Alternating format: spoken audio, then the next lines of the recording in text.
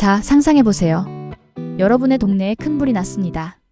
한 사람은 소방차를 불러 당장 물을 퍼부어야 한다고 외칩니다.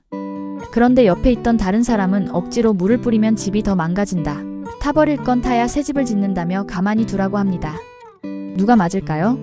1930년대 대공황이라는 거대한 불길 앞에서 인류의 운명을 걸고 싸운 두 거인 존 메이너드 케인스와 프리드리히 하이에크의 이야기입니다. 반갑습니다.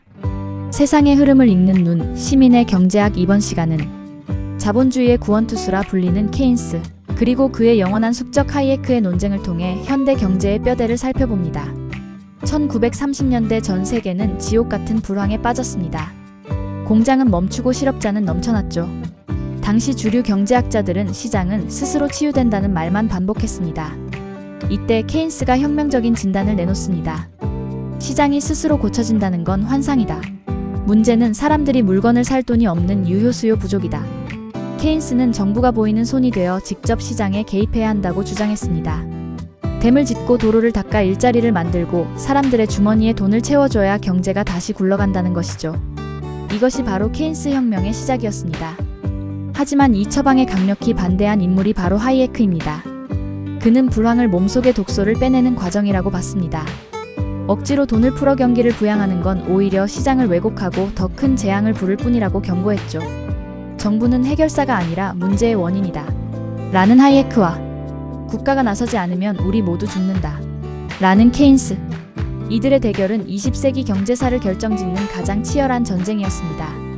결과는 어땠을까요? 대공황 이후 수십 년간은 케인스의 완승이었습니다. 미국의 뉴딜 정책과 전후 복지 국가들은 모두 케인스의 설계도대로 지어졌죠. 하지만 1970년대 물가는 오르는데 실업도 늘어나는 스태그플레이션이 닥치자 케인스의 마법은 힘을 잃었습니다. 이때부터는 다시 하이에크의 목소리가 힘을 얻는 신자유주의 시대가 열렸죠. 흥미로운 건 위기가 닥칠 때마다 우리는 다시 케인스를 찾는다는 사실입니다. 2008년 금융위기, 그리고 2020년 코로나 팬데믹 때 전 세계 정부가 엄청난 돈을 푼 건 모두 케인스식 해법이었습니다. 케인스는 우리에게 묻습니다. 자본주의는 스스로 살아남을 수 있는가? 아니면 끊임없이 수술대에 올라야 하는가? 평상시에는 하이에크를 찾고 위기 때는 케인스를 부르는 이 아슬아슬한 균형 찾기가 바로 현대 경제학의 숙명입니다. 거인들의 어깨 위에서 오늘날의 경제 위기를 바라보는 통찰력을 가져보세요. 스스로 생각하는 힘, 시민의 교양입니다.